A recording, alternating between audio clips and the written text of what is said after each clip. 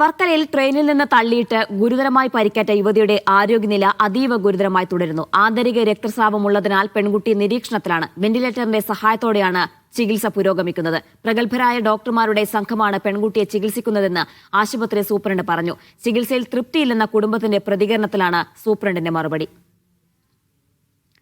വെന്റിലേറ്ററിൽ കിടക്കുകയാണ്. കാലൊക്കെ പിടിച്ചപ്പോൾ ഫുൾ ഐസ് പോലെ കിടക്കുക. ഒരു അനക്കവും ഇല്ല, ഒന്നുമില്ല. ഒരു ഡെഡ് ബോഡി കിടക്കുമ്പോഴേ സത്യം പറഞ്ഞ കൊച്ചവിടെ കിടക്കണത്. അതെനിക്കറിയാം. അങ്ങനെയാണ് കിടക്കണത്. പാതി കണ്ണടച്ച് ഒരു തൊടുമ്പോൾ ഫുൾ ഐസാണ്. എനിക്കിപ്പോ വേണ്ടെന്ന് പറഞ്ഞാല് എന്റെ കൊച്ചിന് നല്ലൊരു ബെറ്റർ ചികിത്സ കിട്ടണം.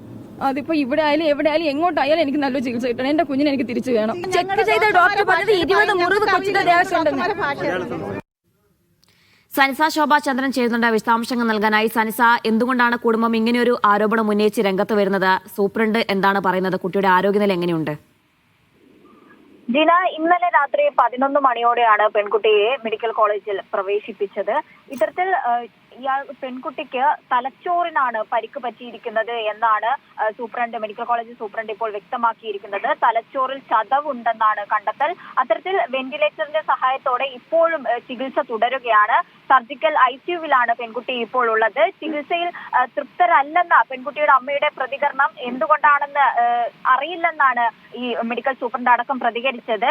പ്രഗത്ഭരായ ഡോക്ടറുടെ സംഘമാണ് പെൺകുട്ടിയെ ചികിത്സിക്കുന്നതെന്നും അദ്ദേഹം വ്യക്തമാക്കിയിട്ടുണ്ട്. എന്നാൽ പെൺകുട്ടിയുടെ അമ്മയുടെ പക്കൽ നിന്നും വലിയ രീതിയിലുള്ള ആരോപണമാണ് ചികിത്സയിൽ തൃപ്തരല്ലെന്നും, കൂടാതെ തന്നെ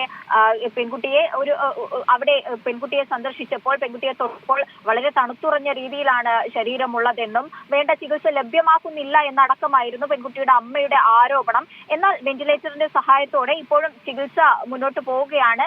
മരുന്നുകളോട് പ്രതികരിക്കുന്നുണ്ടോ എന്ന അടക്കമുള്ള കാര്യങ്ങളിൽ ഒരു വ്യക്തത വരുത്താൻ ഇപ്പോഴും കഴിഞ്ഞിട്ടില്ല. തലച്ചോറിനാണ് പരിക്കേറ്റത്.